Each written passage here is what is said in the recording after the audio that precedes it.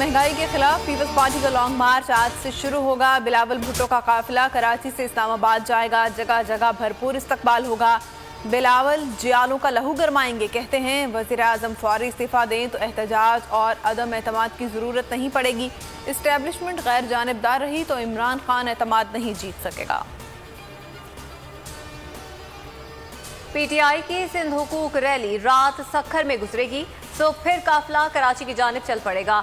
वजीर ख़ारजा शाह महमूद कुरैशी कहते हैं सिंध के लोग अब तब्दीली चाहते हैं। अवाम तहरीक इंसाफ को सिंध में मौका देना चाहते हैं। असद उमर बोले, अगर सिंध में हमारे काफिले रोके गए तो पीपल्स पार्टी लॉन्ग मार्च को विफाक में रोकेंगे।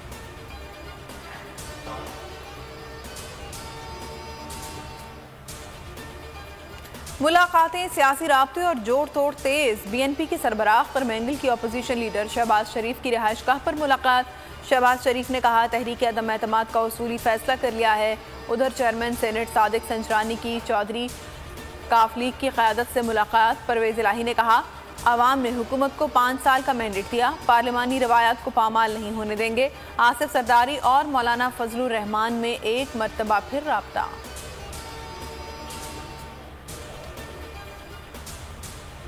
आज का दिन भारत को सदियों याद रहेगा। 27 फरवरी को पाक फजाइया के लड़ाका तैयारों ने दुश्मन की हुदूद में घुसकर अहदाफ को हासिल किया।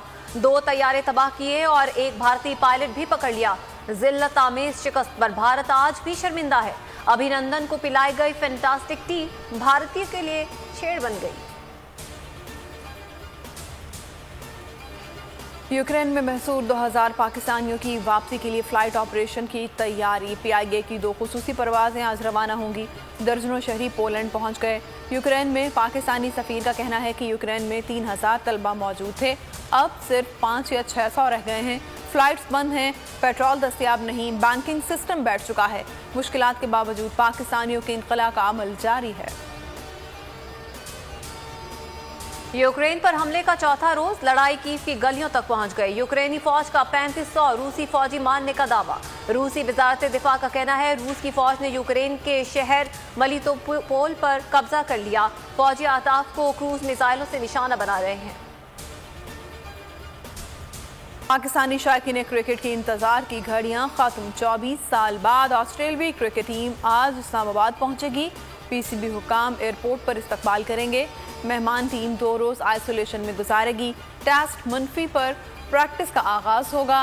पाकिस्तान और ऑस्ट्रेलिया के दरमियान पहला टेस्ट मैच 4 मार्च को रावलपिंडी में शुरू होगा। PSL 7 का फातेह कौन होगा? आज लाहौर कज़ाफी स्टेडियम में जोड़ पड़ेगा। दिफाई चैंपियन मुल्तान सुल्तान्स और लाहौर कलंदर्स की टीमें आमने सामने होंगी।